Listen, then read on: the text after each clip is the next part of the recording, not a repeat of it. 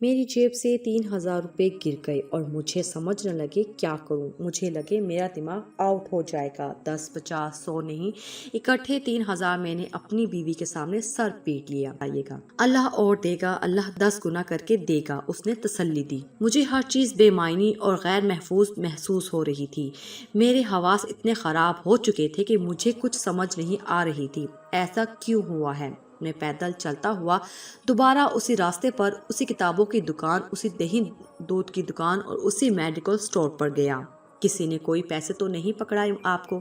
کچھ پیسے گر گئے ہیں میرے، میں سوچ رہا ہوں پوچھ لوں کسی نے پکڑائے ہوں اٹھا کر۔ میں مختلف دکانداروں کو ٹھہر ٹھہر کر اپنا معاملہ بتا رہا تھا۔ میری پوری کوشش تھی کہ وہ میرے دل میں نہ جھانک سکے۔ صرف 3,000 روپے کی نقصان پر ایک بندہ بے ہوش ہونے والا ہو چکا تھا۔ وہ پتہ نہیں کس کس کو کہتے پھرے، کیسے چکن والے کو 5,000 دے کر 4,290 واپس لیے، کیسے اوپر والے 290 میں سے میڈیکل سٹور والے کو روپے دیے اور کیسے ایک اور 1,000 روپے نکال کر دودھ والے کو پکڑایا، کیسے انہی میں سے کتابوں والے کو دیے۔ میں نے انگنت بار اپنے ذہن میں دہرایا اور مجھے سمجھ نہ لگے 3,000 کس موقع پر کس جگہ پر گر گئے۔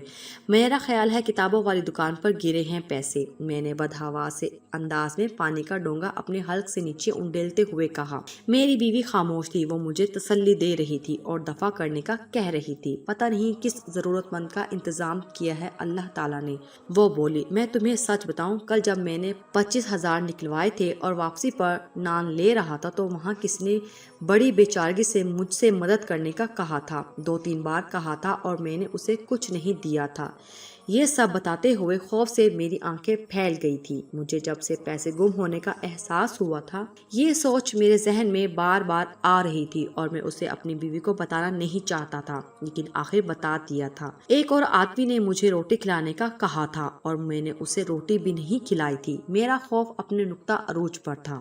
کیوں نہیں کھلائی تھی؟ کھلا دیتے، میری بیوی نے پچھتاوے سے تڑپ کر کہا۔ تمہارے خوف سے، تیرا ہی سوچ کر۔ پچھلی بار میں نے 100 روپے کسی کو دے دیے تھے تو تو نے کس طرح میرا قصیدہ پڑھا تھا، میں نہیں چاہتا تھا تمہیں معلوم ہو۔ مجھے کیسے معلوم ہونا تھا؟ وہ پریشان سے زیادہ حیران ہو کر بولی۔ بھائی تھا میرے ساتھ کل، اس نے بتا دینا تھا تجھے۔ میں نے سب کچھ واضح کر دیا۔ جیسے جسے ملے ہوں گے وہ کتنا خوش ہو رہا ہوگا۔ حسن مسکرایا۔ بھائی اللہ کرے ایسا ہی ہو، کم از کم ایسا ہی ہو۔ میں بھی یہی سوچ رہا ہوں کہ چلو میرے تو گر گئے، اب جسے ملے وہ ضرورت مند ہو اور اسے خوشی ہو ملنے کی۔ کسی بھرے ہوئے مل گئے تو کیا فائدہ۔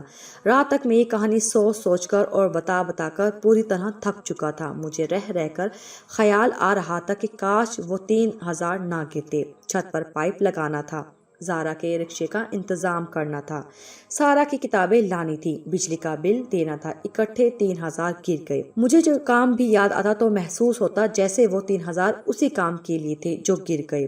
رات سوتے وقت تک، رات کروٹیں بدلتے ہوئے، آنکھ کھلنے پر، صبح تہجد اور فجر کے لیے بیدار ہونے پر، ہر لمحہ مجھے اپنے 3,000 کے ضائع ہونے کا ملال محسوس ہوتا رہا۔ مجھے کچھ سمجھ نہ آئے میرے ساتھ ایسا کیوں ہوا۔ تہجد اور فجر کی نماز کے دوران مجھے کچھ واضح ہونے لگا اور پھر واضح ہوتا ہی گیا۔ مجھے 18-20 سال پہلے یاد کی ہوئی ایک آیت مبارکہ جسے پوری آب و تاب سے یاد آ گئی ہو، پھر ایک سوچ پر جیسے مجھے سکون سا ہو گیا ہو، جیسے سب کچھ سمجھ آ گیا۔ اور بہت سی باتوں کے ساتھ ساتھ تمہیں یہ سمجھانا مقصود تھا کہ تم جو احتیاط کا درس دیتے رہتے ہو، تم جو مسجد میں جوتے بھی سنبھال کر رکھتے ہو، تم کہیں اپنی احتیاط اور سنبھل پر بھروسہ نہ کرنے لگو، تم اللہ کی رحمت کو فراموش نہ کر دو۔ تمہیں یہ باور کروانا مقصود تھا کہ تم نقصان سے کتنا قریب ہو۔ یہ اللہ تعالیٰ کی رحمت ہے جو تمہیں بچا کر رکھتی ہے، یہ اس کی محبت ہے جو ہر پل تمہاری نگہبانی کر رہی ہے۔ تم ایک نقصان کی فکر کر کے احتیاط کر رہے ہو، تمہیں پتہ ہی نہیں وہ رحمان اور رحیم ہے، تمہیں ایسے کتنے ہی نقصانوں سے بچا رہا ہوتا ہے جس کا تمہیں شعور تک نہیں ہے اور جن سے بچنا تیرے مجال ہی نہیں ہے۔ احتیاط بھی ایک طرح سے غفلت کی علامت ہے۔ غفلت کے پردوں سے نکل کر احتیاط پر بھروسہ کرنا چھوڑ دو اور اپنے آپ کو ظاہر و باطن میں اللہ تعالیٰ کے سپرد کر دو۔ وہی ہے تیرا اصل نگہبان اور محافظ، جو تمہیں نیند سے بیدار کرتا ہے، زندہ اور باشعور اور صحت مند رکھتا ہے، بیماریوں سے بچا کر اور نامعلوم سے رزق پہنچاتا ہے تیری ضرورتوں کے مطابق۔ جھوٹ اور غیبت سے کنارہ کشی اختیار کرو اور اپنے آپ کو اس حی و قیوم اور سمیع و بصیر اور علیم و خبیر کے حوالے کر دو، جو پیدائش سے بھی پہلے تیری زندگی کا انتظام کر چکا ہے۔ سچ تو یہ ہے کہ میرے 3000 کے نقصان کی اتنی شرح سامنے آئی کہ میں ایک پوسٹ میں اسے قلم بند کرنے سے قاصر ہوں۔ اللہ تعالیٰ ہم سب کو اپنے حفظ و امان میں رکھے اور ایسے نقصان سے محفوظ رکھے جس کا ہمیں شعور نہ آئے اور جس سے ہمیں کوئی سبق نہ سیکھ سکیں۔ آمین۔